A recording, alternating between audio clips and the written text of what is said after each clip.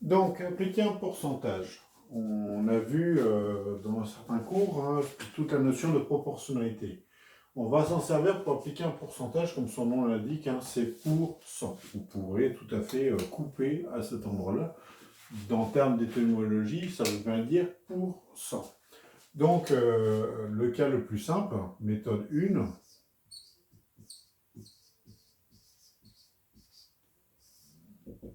c'est tout simplement un tableau de proportionnalité.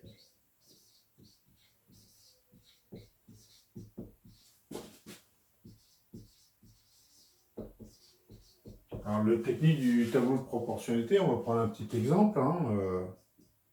Exemple.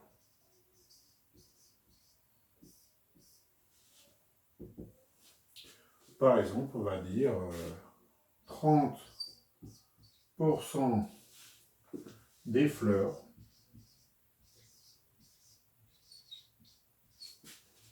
ont, bon, je suis inventé, c'est absolument pas vrai, ont 5 pétales.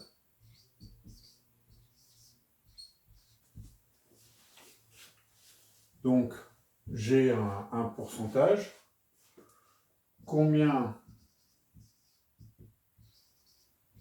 de fleurs cela représente-t-il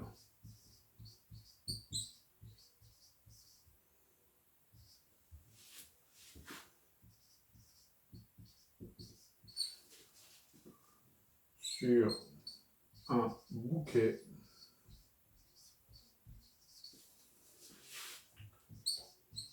de, par exemple, 12 fleurs.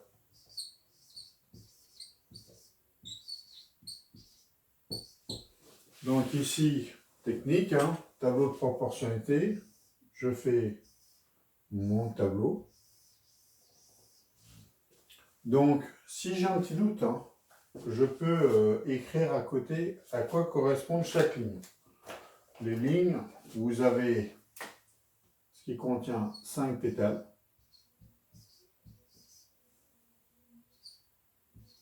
Et puis ici, vous avez le nombre total de fleurs.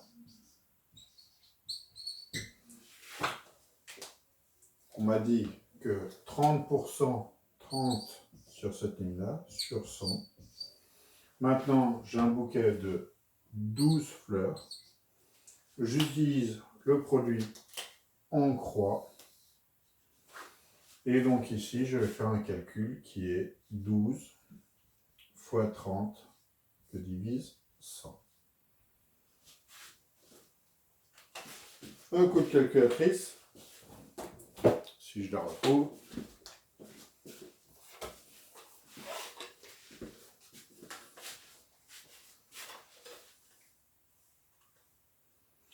« 12 fois 30 que divise 100. Oh, ça ne marche pas puisque ça me fait 3,6. Ça ne marche pas tout simplement parce que ça n'existe pas, des 0,6 de fleurs.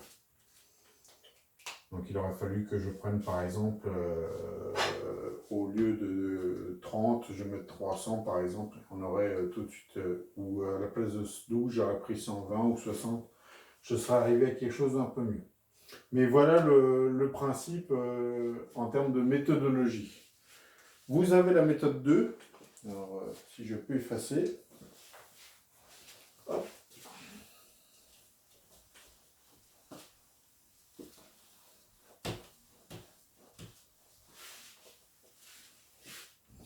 Donc, méthode 2, c'est connaître certaines fractions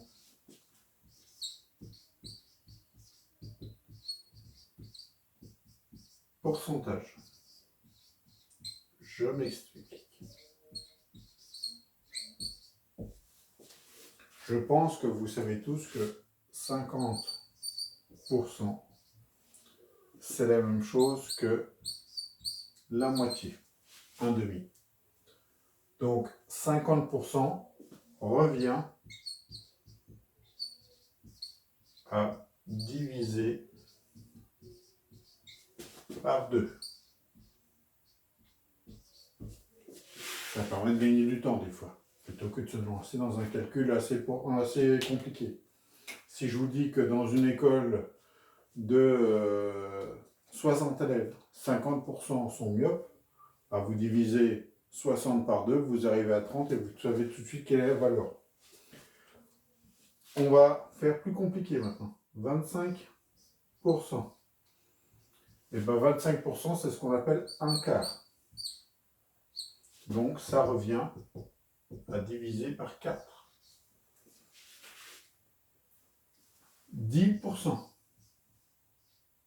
C'est égal à 1 dixième.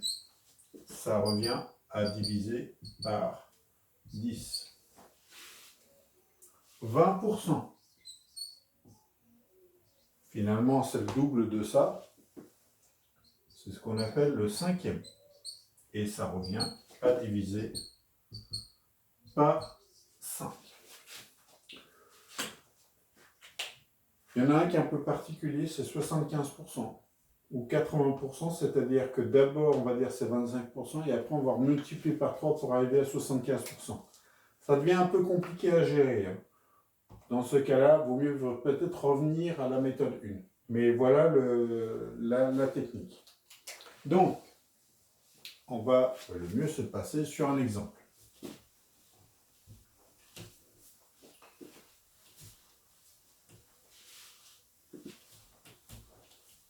Donc,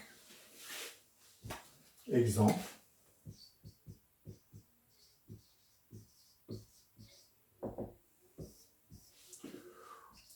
Aux élections municipales,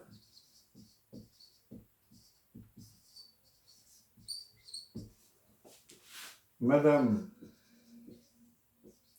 le maire a obtenu,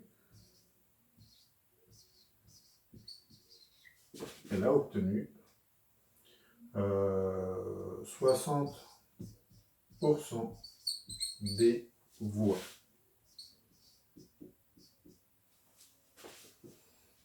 Donc, sa commune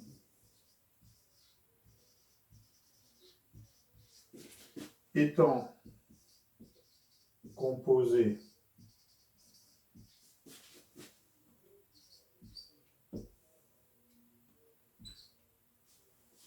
de 2500 électeurs. Ça ne veut pas dire qu'il n'y a que 2500 habitants dans cette commune. Généralement, il y a des enfants qui ne votent pas. Il y a des personnes qui viennent juste de déménager, qui ne sont pas encore sur les listes électorales. Je vais faire simple, je vais dire il y en a 2500. Et ma question, c'est combien de voix a-t-elle obtenu?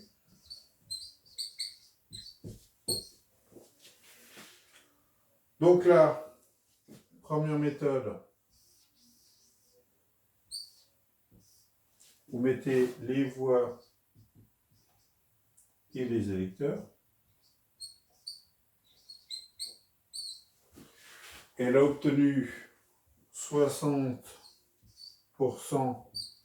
c'est-à-dire que sur 100 électeurs, 60 ont voté pour elle. Il y avait combien d'électeurs dans cette commune? 2500. Et je fais un joli produit en croix. Car ici, ça va faire 2500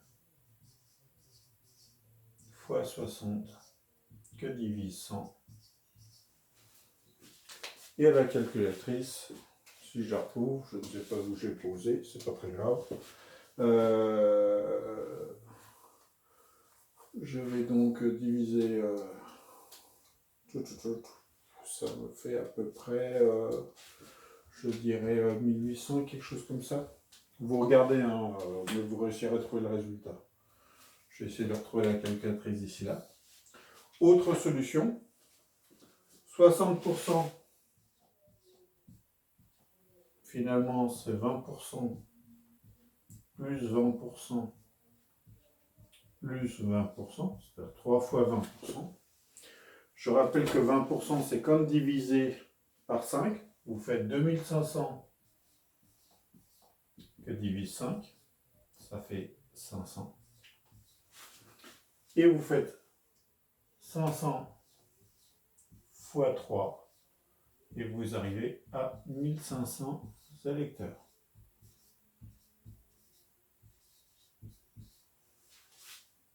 Ici, si je fais, je normalement devrais arriver au même résultat, hein, sinon il y a un problème. 2500 fois 60 que divise 100 et on arrive à 1500.